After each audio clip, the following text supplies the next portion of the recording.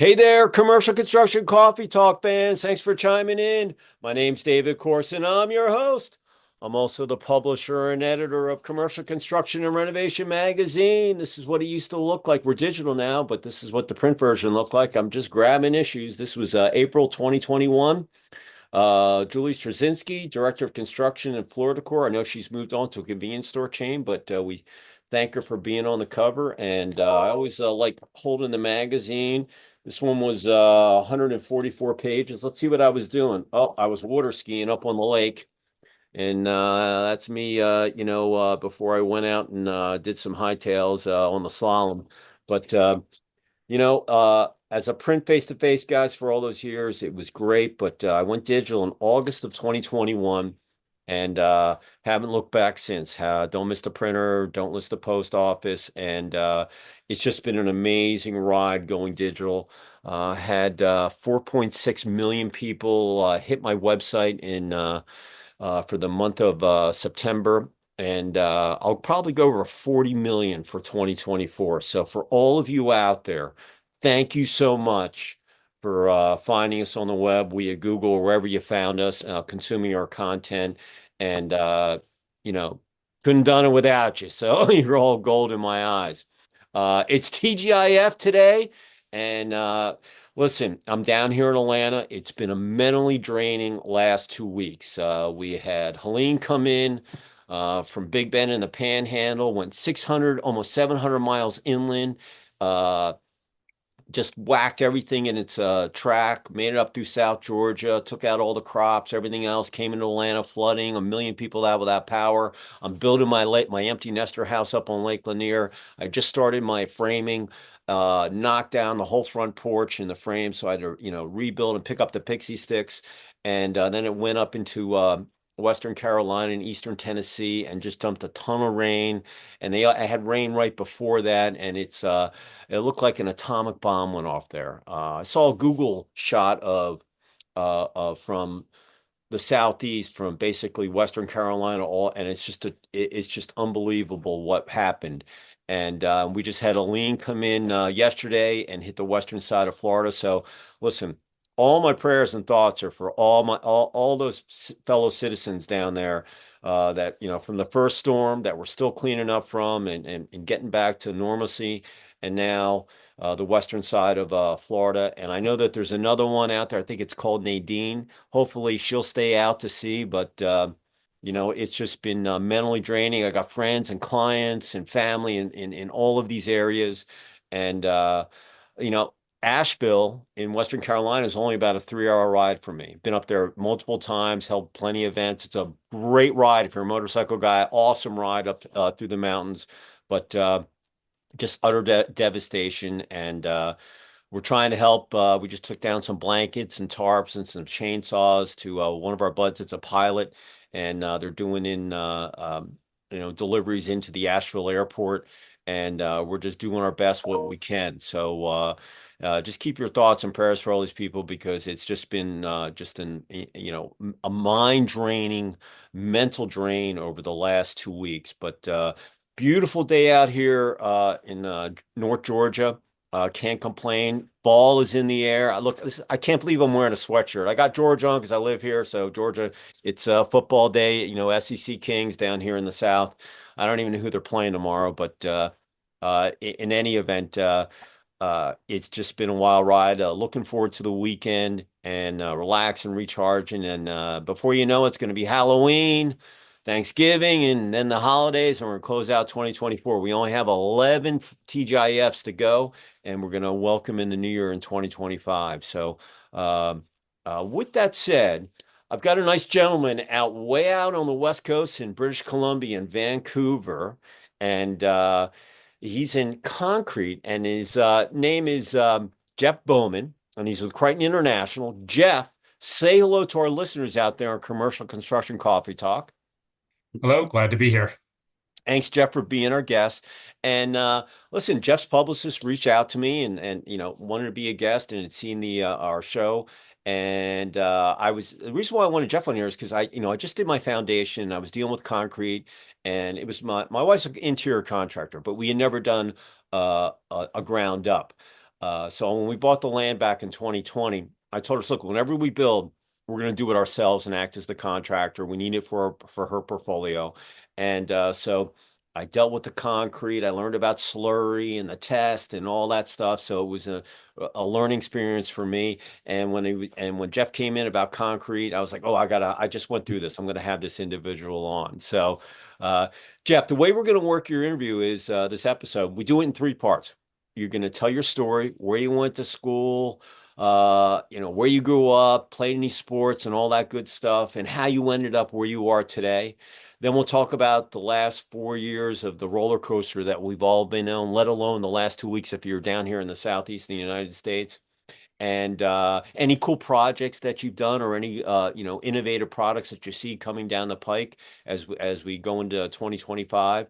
And then you'll leave one positive thought and your contact info for our listeners out there in Commercial Construction Coffee Talk. So with that said, the floor is yours. Tell us your story. Okay. Thank you. I guess I'll start. I was born in British Columbia, so born and raised out here on the West Coast. I actually grew up in a town called Port Alberni, which is on Vancouver Island. So if you come out to BC, there's kind of a big island just off the coast. Hmm. Just a little quieter pace and scene out there, right? You have to take the ferry Yeah, I to got get to over take the there. ferry. So, and the people who live out there like it that way, right? Being a little disconnected from the mainland and all the hustle and bustle over here. So I grew up there, very outdoorsy lifestyle. I was a Boy Scout. My dad was in the troop, so we got to spend a lot of time together. Doing hiking and backpacking and some canoe trips. There's some really amazing places to go canoeing around on the island there. So, that was kind of the growing up experience. But I had to move to Vancouver to go to school, or at least to go to university. I was taking chemistry out there, which is maybe a little bit of a different background than a lot of people you'd run into in the concrete field. There's a lot of engineering backgrounds. Obviously, the job we have here on admixtures and repair materials, there's kind of a chemistry component and formulation component. So maybe kind of brings a little unique or different aspect compared to some of the other colleagues in that I would have. But that brought me out here to Vancouver. I was going to the University of British Columbia, doing my studies. And I guess at that point, one thing that really took up a lot of time is in my first year, Buddy and I we were looking for some club to join or some activity to do, and there was a big little session, right, where all those student clubs come out, trying to create new members, and there was like this fencing club, like so the sword fighting club basically. We're like, well, that might be all right. We actually went to there were two clubs. There was like the kendo club, the Japanese sword fighting and the European style forts sword fighting. So we're trying to think, oh, maybe we'll try one of these. But we went to the kendo club and they're very like traditional, right? They're like, no, you got to practice like footwork for 6 months before you get your sword. And we're like, we kind of want to like beat each other up now. So the fencing club was like, here's your sword. Let's go. So I actually did fencing for a long time. Like I went to eventually got connected with another club, went to a lot of tournaments. And part of the reason I tell the story is like, when I was growing up, like I was always pretty tall, right? And good fitness for like hiking and whatnot. But I'll admit, not the most coordinated person if I'm trying to play like hockey or soccer or anything that requires precision. Whereas it turns out if you give like kind of a tall, awkward person a sword, they become really dangerous. So I'm like, I think I found my sport here. So still, I spent a lot of time going to tournaments. There's some really great fencing clubs down the I-5, down towards Seattle and Portland. So, we get together with the teammates. We travel down there all the time, do the tournaments, travel throughout Canada, go out east or something, down to the United States a few other times. That was a lot of fun, right? I know it's maybe a sport that a lot of people aren't that familiar with, but I don't know if you saw maybe some of it during the Olympics. It's way more intense when you put the mask on, right? And you have that opponent just a few feet away from you, and you're jostling for position. So, Well, uh, fencing, it looks like it's all footwork because you've got to have position to strike. I'm in Taekwondo. I'm a first degree black belt. So we yeah, learned oh yeah, yeah, weapons and all that. So I totally understand where you're coming from. But being a tall guy, you have the reach if you're, going against someone that's a little shorter than you, but position and it's kind of like all those sports, you know, all rolled up in one because you got to have a strategy, you got to have position, and you got to know when to strike and when to, I guess, back up or play defense. Correct? Yeah, no, it's all positioning and back and forth, right? And just it's way more of a mental game than maybe people realize, like trying to set up your opponent to do a certain thing. Sometimes you want them to attack you, right? You're trying to give a little opening, right? And the better your opponent is, the smaller that opening can be. Because if you make it too obvious, they know you're trying to set them up for some sort of second intention. But one thing I really enjoyed though is when we'd be maybe doing a tournament, we'd be hosting a tournament out here, and there'd be a youth event where some kids doing it. And they're 10 or 11 or 12 years old. And in between the matches, they can take the mask off. You get to see on their face, like they're just so into it, like they're feeling that intensity you feel when you're competing. And I'm like, all right, this kid gets it. Yeah. But Hey, sports are addicting. I always liked talking to athletes or people that played sports that have made the transition to to business because they understand about pain, no gain. You're gonna win, you're gonna lose. You don't lose, you learn. And so you can apply it to later. And then when you get into the business world, which is vicious, in my opinion, you're prepared. You've got thick skin. And so I always like talking about athletes and all, whatever it might be, whatever sport that they're in, because they all can take what they've learned uh and apply it to their general thing. Let me ask you a question. You said you were in the Boy Scouts, in Canada. Do they have Webelos there and Cub Scouts, or is it just Boy Scouts? there's a bunch of different levels. Like they start out at like beavers is what they call it, but just the little Oh, ones. Beavers. And you kind of move up to like scouts and venturers. So there's different levels as you climb up the ranks. Yeah. The only reason I say that because I was a Webelo and I did Boy Scouts. My dad was an Eagle Scout, and listen, I'm 61 years old. Back in the day, everybody did Cub Scouts, Webelos. You went into Boy Scouts, and uh, I'm a coach here for in lacrosse for the rec league and stuff. And some of the people that the kids that I've coached over the years, only so many of them did Webelos and Boy Scouts. But the ones that did, I said, listen, you're very select. Becoming an Eagle Scout is just an amazing achievement because you learn leadership, you learn how to live on the land. You just learn all of these things that other people don't. It's like being a black belt. I'm in a select club, so being what you did there in the Boy Scouts up in BC, it's probably set up the same way, just Yes, different fairly names. similar. Yeah. Yeah, yeah, but that's very, very cool because you don't. A lot of people today they don't do that stuff. They rather put on their video thing where I was trying to light a fire out in the rain. So kudos to you. Yeah, thank you. We've got my daughter's in guides now, Girl Guides, and still great organization, right? She's got lots of kids, great leaders. They get them outside, do some stuff. So no, I'm really glad that she's doing that as well. Similar activities. So you were a fencer in college. You were in the club. Take us through there to where you are at Kryton today. Yeah, so I was one of the opportunities I had at school was a co-op program, right? So you could take some time off from your studies, go out and do some work, and try and gain some experience, see what kind of things you like to do. So, as it turns out, one of my co-op programs was actually with Kryton. So I've actually been here. I've been here a long time, bit of an old timer. I know that's not lots of people kind of move around a lot more, but everybody's got their own path. And so I actually started out here as a co-op student, and I had some other co-op jobs in other industries, and they had some pros and cons. But it was just a good feeling, coming here. It's a good company. They treat their people well.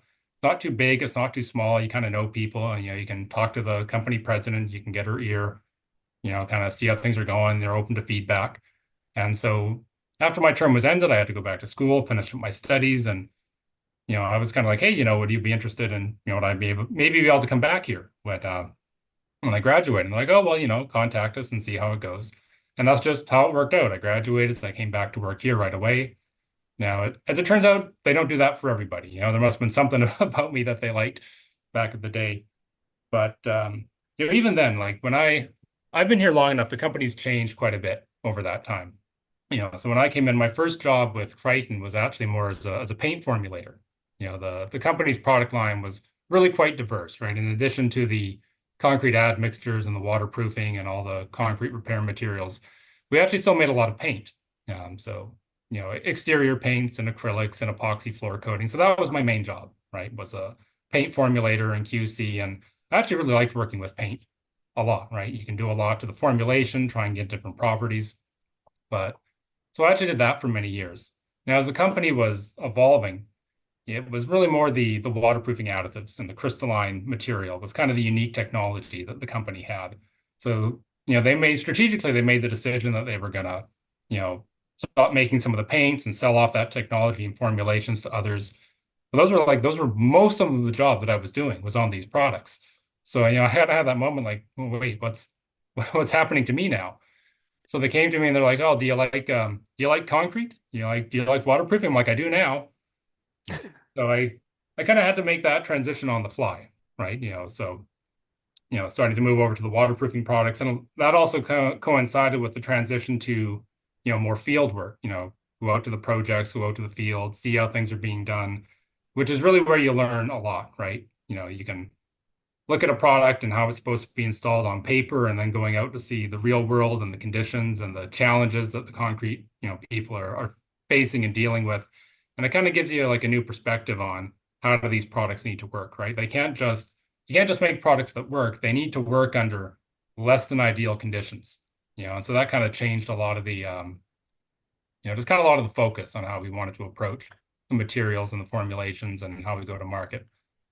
And so from there, the job just continues, evolving, right? I've since moved up to technical director, which involves a little bit of everything, right? So in addition to working with, our salespeople and their customers on projects and consulting and, you know, training and working with our contractors, but there's also still a lot of, research and R&D, trying to make the products better, trying to stay on top of, the changing regulations, especially around climate change. There's a big focus on if you're in concrete construction, everybody's talking to you about CO2 emissions and what can we do to make the industry greener. So just trying to meet kind of the needs and expectations of those customers, in addition to manufacturing and quality control. So that's really kind of the job here, right? It's a little bit of everything. I walk, I've been walking World of Concrete for a long, long time. I'm sure Kryton had a booth there, if I'm correct. Kryton's got a Yeah, booth there. yeah, yeah, yeah. Oh, We're yeah. often is Listen, there. I Yeah. mean, listen, anybody who is anybody in concrete is there. And walked it many, many a time over the years. And the big thing about concrete, people like here in the States when they built the inner, in World War II and whoever the president was, they built the interchanges of all the highway and all the building. It's just been an amazing transformation over the last, oh, I don't know, 100 years as they've gotten into, better materials, better technology, how to get it to cure quicker.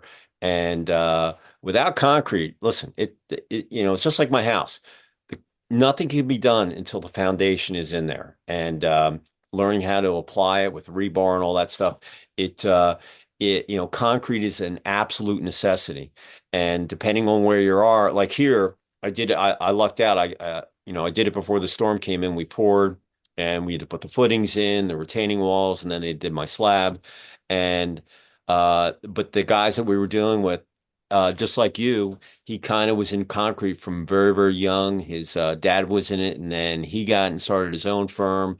And uh, I had to, I was only worried about the inspection process. He's like, "Oh, no, no, we use third party, and we come in." And I was going up there asking all these questions and learning all this stuff. And but it is such a cool gig to see when they come in, they pour it, they smooth it. One of my buds came up to look at my build yesterday, and he goes, "Oh, I can't believe how smooth your concrete is." And it all depends on what contractor you get, to apply, when they're pouring it and forming it, and it's artwork as far as I'm concerned. Just like everything that I've seen, clearing the land, getting it prepped, doing the foundation. We just finished our framing. I get all this lumber delivered, and then you got the housing in there. And I was just looking at it yesterday when they finished. I was like, God, this is just amazing what skilled labor can do. And everybody can have the tools, but it's what you do with those tools and your knowledge of how to apply it. And if you do it every day, every week, every month, and you learn something new every day and you improve, you become an expert at it. But like I said, it was a big nut, to build my house when you look at your budget and you want to make sure everything is done right and you don't want any cracks and that stuff's going to happen. But one of my buds, he was building up on the lake on his project and we watched it. Yeah, he was doing videos on Facebook and so forth. And he came up and said, he goes, I can't believe how smooth your concrete is. I'm like, I know. When I went up and they finished it, I did my video and I said, oh, God, this is as smooth as a baby's butt. It is unbelievably how smooth it is. And if it's not smooth, hey, you do your flooring or whatever. You have it's just artwork. And it's really cool to see the skilled labor that does that stuff. So, like I said, when I got the press release from your publicist and I saw you on Congress, I was right in that kind of mode of getting it done. Like, oh no, I'm going to have this person in here because I'm dealing with it. Yeah, well, it's really interesting actually for concrete, right? Because everybody's familiar with concrete, right? We walk on it, we drive on it, we use it every day. Lots of people don't know really anything about it. They don't about the materials. Well, they call it cement for one, right? They're not quite clear the Right. difference between cement and concrete. But even just the industry itself, right? A lot of our main customers are the concrete companies because we sell additives to them, to put in the concrete. And so I think a lot of people don't really see the perspective that the concrete industry, it's as much a service industry as it is a material science industry. Yes, they're making the concrete and they have to get the formulations right, but they also need to deliver that material and they're on the clock, right? Because you've only got maybe 90 minutes to batch it and get it out of the truck and before you can use it. So you're delivering it on time through traffic. There's a lot of challenges. So they're also as much a trucking industry, or a transportation industry. So the kind of these three main features, trucking, service, and then the material science it's an important part, but it's only a portion of what they need to do. So trying to do anything you can to make their life easier, right? They're really an industry that is difficult to, handle disruptions during the pour. And the other thing I'll make a really kind of press on people is whenever you're building something, right, your lumber comes from the yard, it's been inspected, you know what you're getting. Same for your steel, it all comes to a factory specification. It might have a label or a certificate of analysis to tell you what it is. Concrete's the only vital material that we manufacture in place the day it's made, right? You wouldn't go set up your beams and pour steel beams or anything live on the job site. So it's really vital to get it right, you know. And even, talking about getting, the concrete nice and smooth, you want to make sure it can't just look smooth on the surface. It's got to be solid and compacted all the way through. And so the good contractors will get that compacted, solid, no voids, no problems. If you don't get that level of workmanship, it might look nice on the surface, but what are you getting underneath? So absolutely having people who are really familiar with the material and how it handles and how to get the most out of it is really critical. I think that the transportation point from the time that they make it and mix it, get it into the cement truck, the pumper's waiting for it at the project. They got to get it, like you said, they got to navigate traffic, and it's a timing issue because you don't want to waste that load because that's just wasted material. And it was bizarre because I did the permitting process so I could learn it in the county, and they didn't tell me about third-party inspection. So when they did my footings and they finished all of that, I got an email from my concrete contractor, and he goes, "Hey, David, we finished this stuff. We're pouring in the morning." I was like, "Matt, you can't. I got to get it inspected by the county. I got to call for the inspection." He's like, "Oh, no, no, we use third party." I was like, "Third party? I know what it is, but they never told me they did third party." "Oh, no, no, it's a new law they did back in 2020, blah, blah, blah." And I said, "Well, I got to call the county, make sure. Not that I don't believe you, and so forth." And he goes, "Listen, I'm running a concrete company. I can't wait for the county that says, oh, I'm going to be there between 8 and 12. I can't run a company like that." So when they passed the law and we just took advantage of it, now I can hey, I get the inspection done. I can get all the big jobs done in the morning, and then I can come back in the afternoon and do the smaller jobs like your footings and stuff. But when I pour your slab, we're going to come up there in the morning. It's going to be a 4 or 5 hour ordeal. I think I had 8 to 10 trucks when that came up and did the slab and but oh my God, I mean this crew, they were awesome. And I had seen all the demos over the years at World of Concrete, so I kind of knew what the process was, but watching it because it was my project. It was my money I was spending. So it was so interesting to see just they knew exactly what, they had done a day in and day out. And I'm sure, like any construction project, you're going to have obstacles, things, speed bumps that are going to come up. But that time factor, you're so right. That is mixed that day, and you got to get it to there, and you're on the clock. And if you don't make it, it's just that's where your profit's going to be minimalized if you don't get it there and you have a wasted batch and so forth. So I really didn't think about that until you just said that. I knew about it, but it kind of it came in. It's like being a skier. Hey, in the morning the powder is great, but in the afternoon and in spring skiing it gets slushy and it's not the same way. It's the same thing with concrete. Yeah, and the ready mix company, like if you're doing a big pour, they're actually making minor adjustments to their mix, to their admixture, to the water content throughout the day, as the moisture content of their aggregates are changing and the temperature is changing. And, on a long pour, if it's going over many hours, they always have to be adapting, to those conditions. And that goes unseen. That should go unseen by the contractor. Yeah.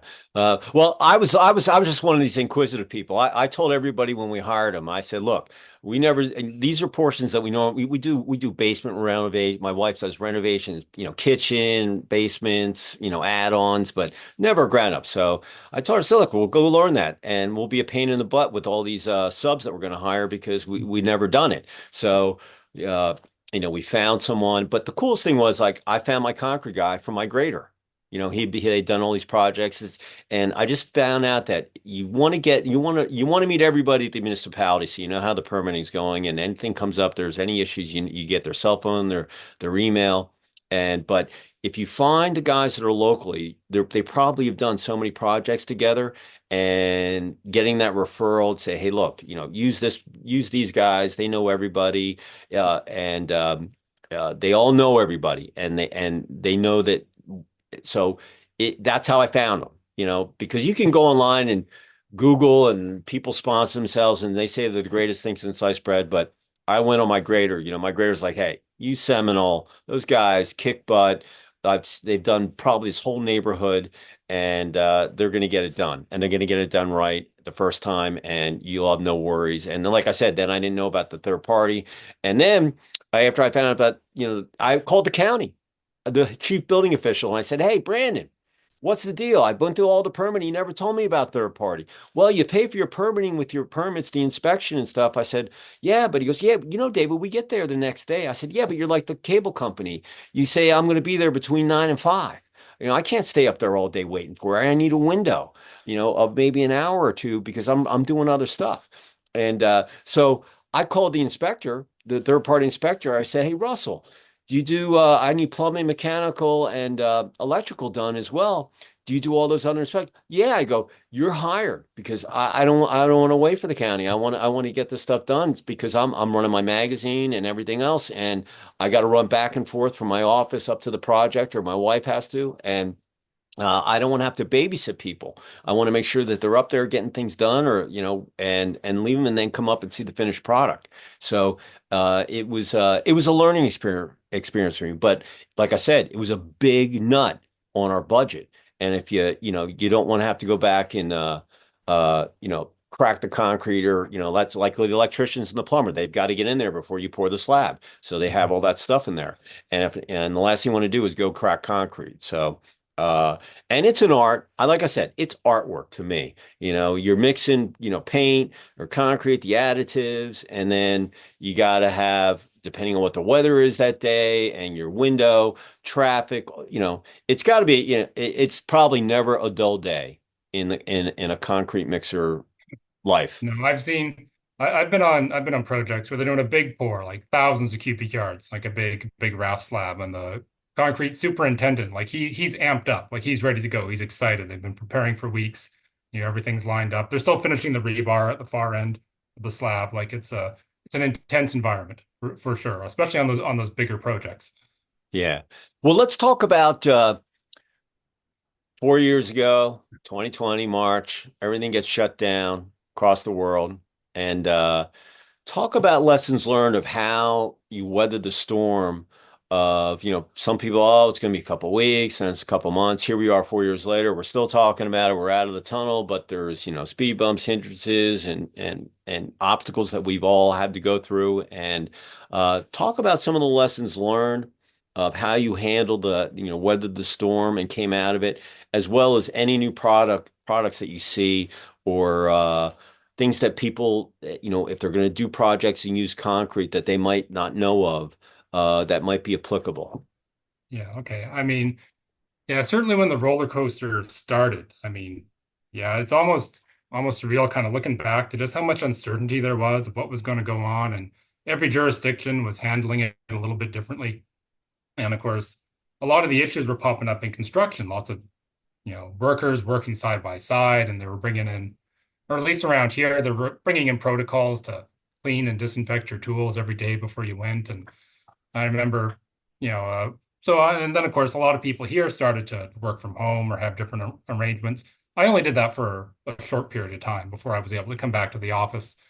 But of course, our manufacturing plant, I mean, when your job is to make something and put it in a bucket, you can't work from home. So they were still coming in.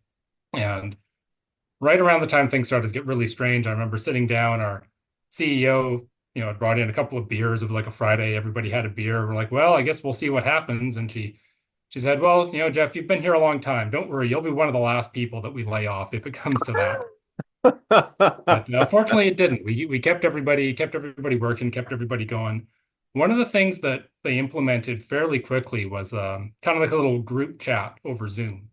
We just taken on Zoom as like our main communications tool, and it actually really helped, right? Because all of a sudden, a lot of people who were normally seeing each other in the office, we just weren't there. We weren't having that FaceTime. We've got people in offices around the world who often we don't get to see unless it's some sort of special meeting coming in.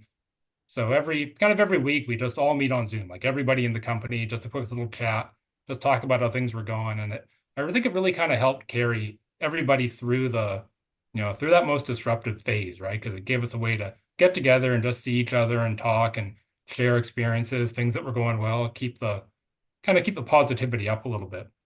It affected us in other ways too. It used to be easy, for either me or one of our field techs to just show up at a job site and, hey, can I have a look at what you're doing? Can I inspect some of the products and see if we have any problems?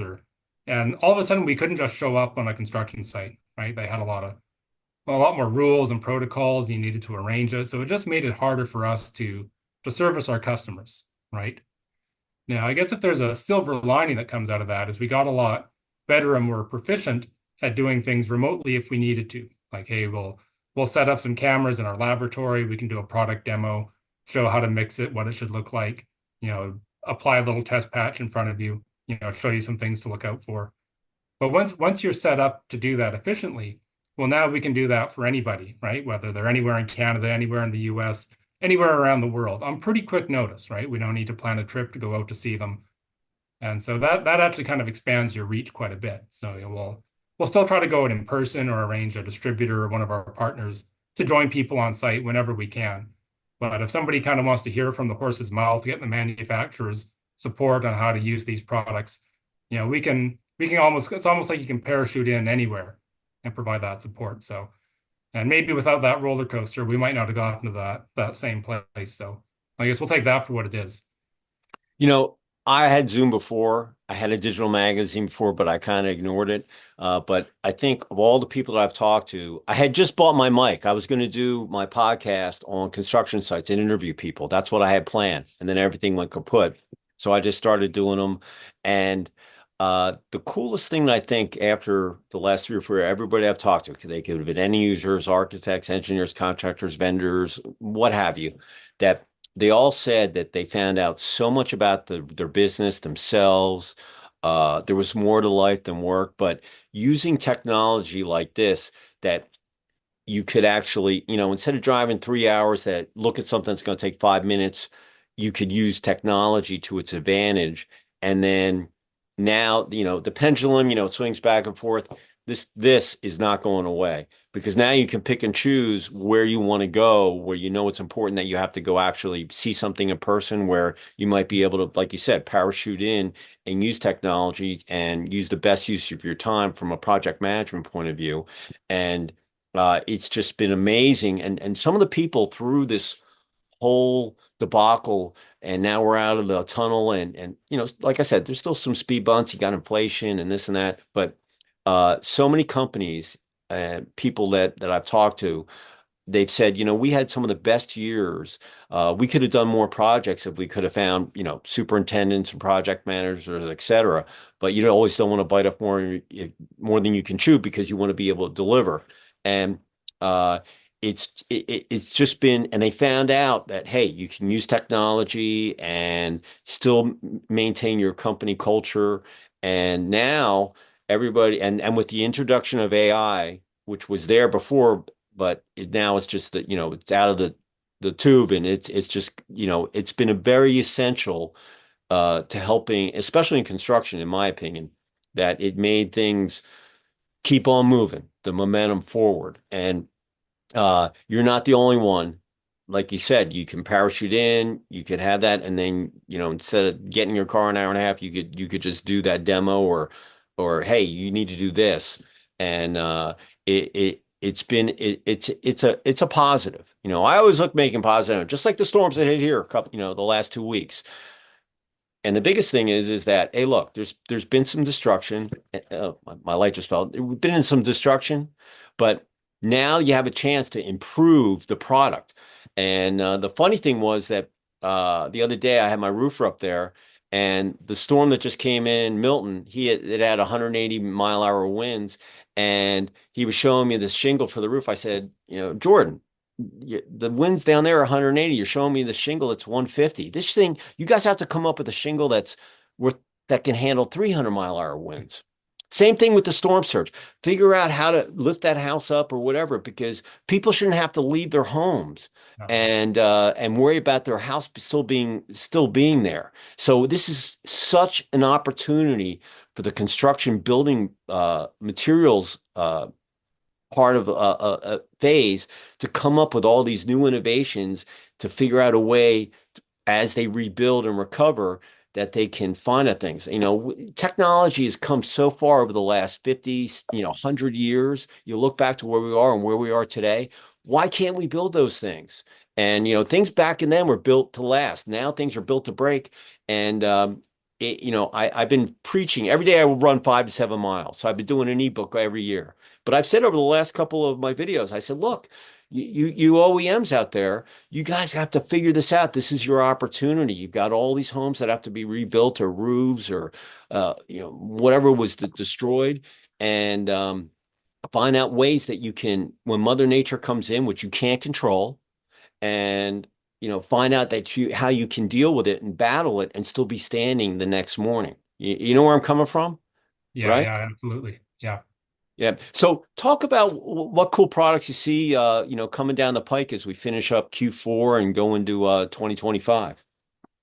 Yeah. Well, I think just the way the where the industry's going now, right? There's so much push to, monitor not only the performance of our concrete, but the environmental impact of our concrete. So it's really being scrutinized more than ever, right? On one hand, the industry is trying to be very efficient on the decisions they make. And historically, in the concrete industry, it was always really easy to just put more cement in your concrete, right? And get really good properties and really good strength. And now not everybody can go that direction, right? Because it's adding to the environmental impact of that concrete. So they're trying to be more efficient.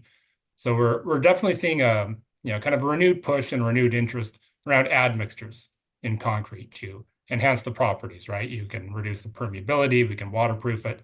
Um, we have a really innovative product that's for abrasion and erosion. It's kind of the only one of its kind. So for high wear environments where there's a lot of vehicles or traffic, anything that's going to wear that concrete and start to wear out your cover zone that protects the reinforcement. And so it's kind of, there's lots of new, and innovative materials that can be used to, maintain and promote the durability of that concrete, even as we're also trying to make it more efficient. Like that's a hard thing to do, right? We want to make something more durable, but also, lessens its impact, right? It's when, certainly we've worked on projects here where we've got one of our products and we're trying to make some improvements to it.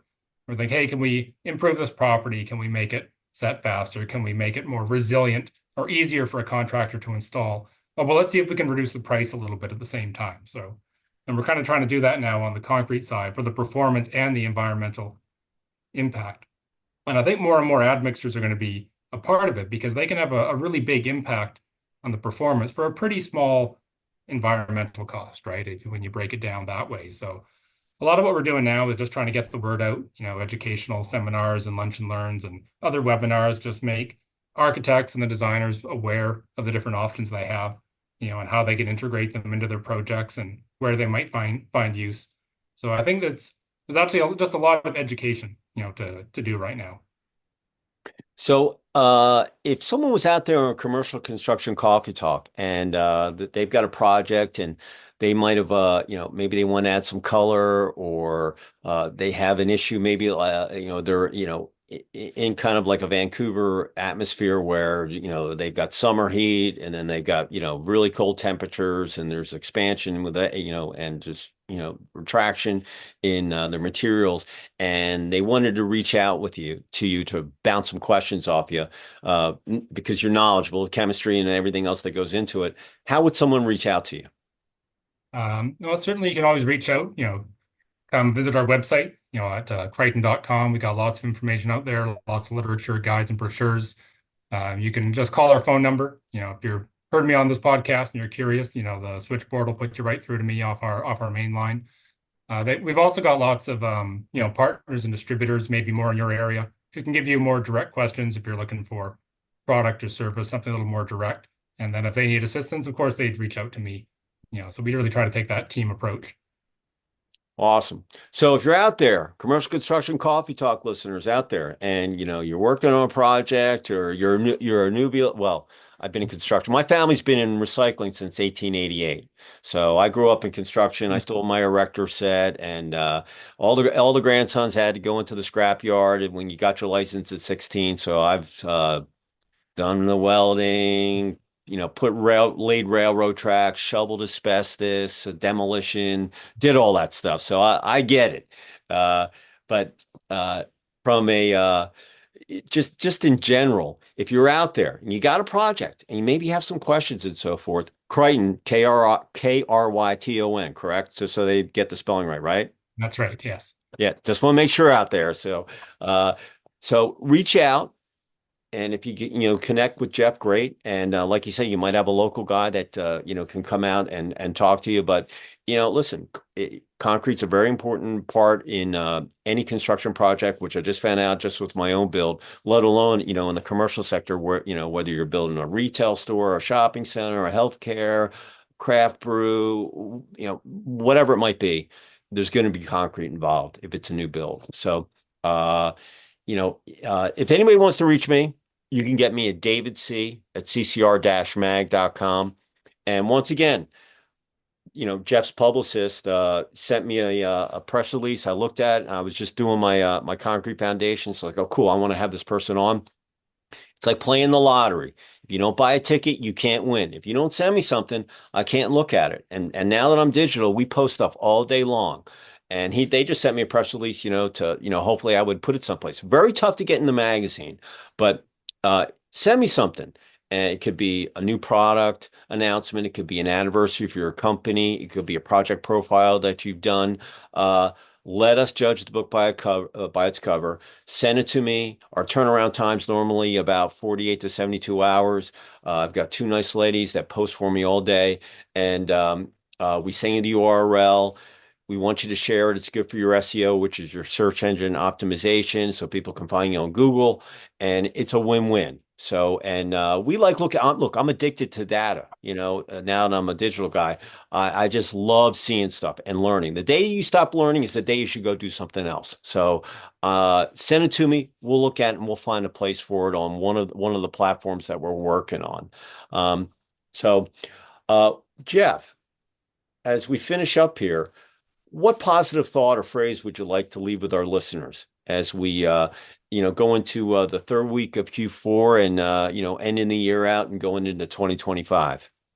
Yeah. Well, I'll just leave it at the top of the show here. You were saying, it's TGIF, and you were kind of lining up the schedule for the rest of the year with Halloween and Thanksgiving. But up here in Canada, we do it in the reverse order. Yeah, I Our know. Thanksgiving is Yeah. actually this weekend, so we're gearing up for it this weekend. So.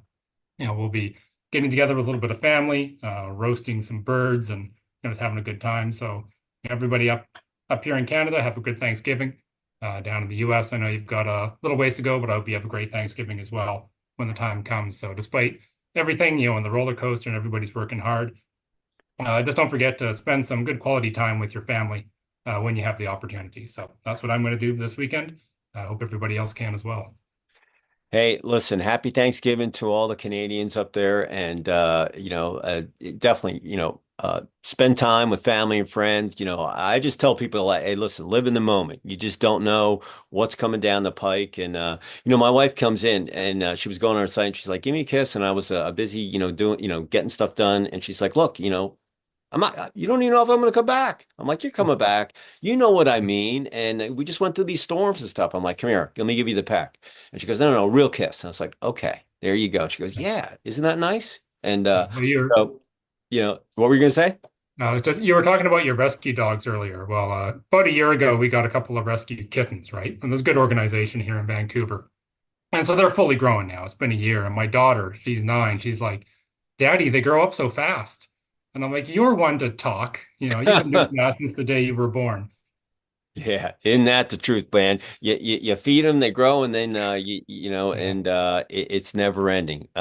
My kid, he's a beast. He was a skinny little thing, 15, now he's 25, and he's a monster. So I get that, and my dogs, we feed them in the morning, we feed them, I get some good boy treats during the day, and but they know when it's dinner time, they protect the house, they let them someone know because they know that if they don't do their job, they're not going to get fed. It's just like you got to earn. Nothing's given, everything you got to earn it. So, a couple things before we finish up. Number one, if you're on a construction site, we want you to be safe. We want you to get home, have dinner with your family, friend, your pets, your kids, and be able to get up and do it the next day. Number two, you got to stay hydrated. Okay. Even though the cooler temperatures are coming in and old man winter is going to show his face here shortly, wherever you might be, you got to stay hydrated. The athlete in me, and Jeff will tell you as a fencer, when you get dehydrated, you get a headache, that's when accidents happen. So put some of those electrolytes in your water bottle or your cooler or whatever it might be. Stay hydrated, stay liquefied. Not only will you be better on the job site, but you're going to sleep better at night so you can go do it, and get up and do it the next day. And finally, hit the like button out there. All right. We want everybody to find this episode and the algorithms and be able to point it to Jeff and, so you can hear the Kryton concrete story. So, any final thoughts before we sign off? Other than Thanksgiving up in Canada? Yeah, no, just looking forward to the weekend and some turkey. Just this was a lot of fun. Yeah, Thanks for having me absolutely. on. Yeah. Well, Jeff, say goodbye from Vancouver. All right. Bye, everyone. And I'm going to sign off from Sugar Hill, which is just below the Beaufort Dam on Lake Lanier, about 25, 30 miles north of downtown ATL. Everybody, have a great rest of the TGIF. And remember, if you don't have to work this weekend, relax, spend time with family and friends, smile, laugh, leave it all out there on the field because Monday's coming and then you got to do all over again. The time's just blowing by before you know it, the holidays, and we're going to be into the new year. And with that said, we will see you next time on another episode of Commercial Construction Coffee Talk. And Jeff, I haven't been up to Vancouver in a while, but if I do come up there, I'd love to go out and see one of your projects. Do we have a deal? Yeah, absolutely. All Come on right. down. Awesome. I'm going to take you up on it because now you told me I have an open invitation, so that's great. So, everybody, thank you for listening, and we will see you next time on Commercial Construction Coffee Talk. Have a great weekend and happy TJF. Cheers, everybody. See ya.